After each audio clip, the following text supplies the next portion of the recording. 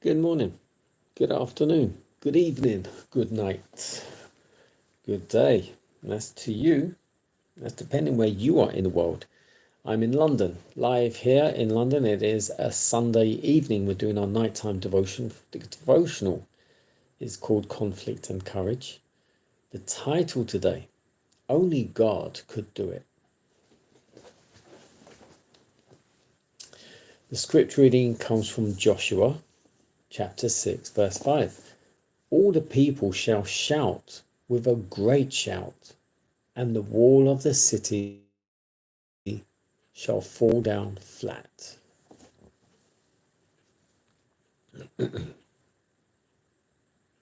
At the taking of Jericho, the mighty general of armies planned the battle in such simplicity that no human being could take the glory to himself. No human hand must cast down the walls of the city, lest man should take to himself the glory of victory. So today, no human being is to take to himself glory for the work he accomplishes. The Lord alone is to be magnified. Oh, that men would see the necessity for looking to God for their orders. The Lord marshaled his armies about the doomed city. No human hand was raised against it. The hosts of heaven overthrew its walls that God's name alone might have the glory. It was that proud city whose mighty bulwarks had struck terror to the unbelieving spies. Now in the capture of Jericho, God declared to the Hebrews that their fathers might have possessed the city 40 years before, had they but trusted in him. Men's weakness shall find supernatural strength and help in every stern conflict to do the deeds of omnipotence, and perseverance in faith and perfect trust in God will ensure success. While the vast confederacy of evil is arrayed against them, he bids them to be brave and strong and fight valiantly, for they have a heaven to win, and they have more than an angel in their ranks. The mighty general of angels leads on the armies of heaven.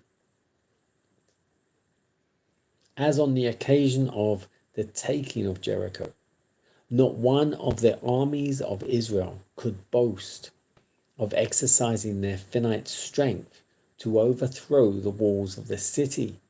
But the captain of the Lord's host planned that battle in the greatest simplicity, that the Lord alone should receive the glory and man should not be exalted. God has promised us all power, for the promise is unto you and your children and to all that are far off, even as many as the Lord our God shall call.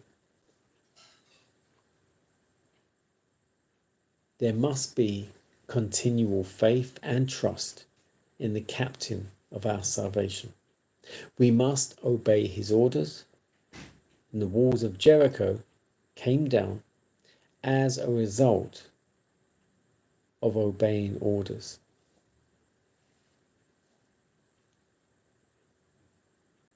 Only God could do it. So the general, the mighty general, Jesus, had planned this himself. And the human hand, man, had to do nothing except shout. And if you don't know the story, go and read it.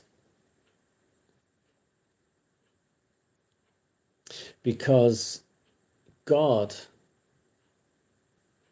was going to do it his way, and in such a way that no human, not one man, not one person can claim a victory or glory in any such way. and it would all go to him. As is said here, it could have been done 40 years before this, but they didn't trust him. They didn't trust God. They didn't put their trust in him. They didn't trust and obey. And so they had to wait again. And 40 is a very relevant number. 40. If you think about it, Moses was in the wilderness 40 years.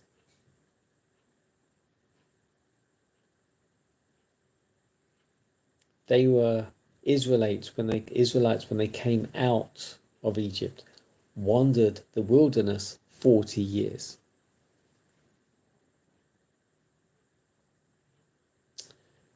There's a lot of 40s in the Bible.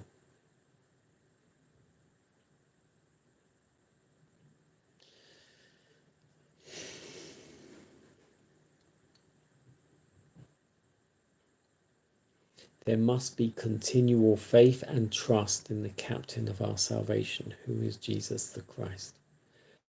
We must obey his orders.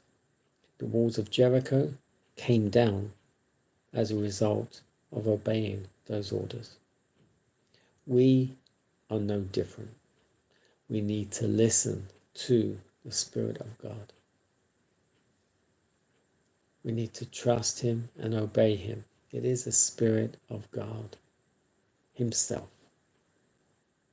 We need to trust him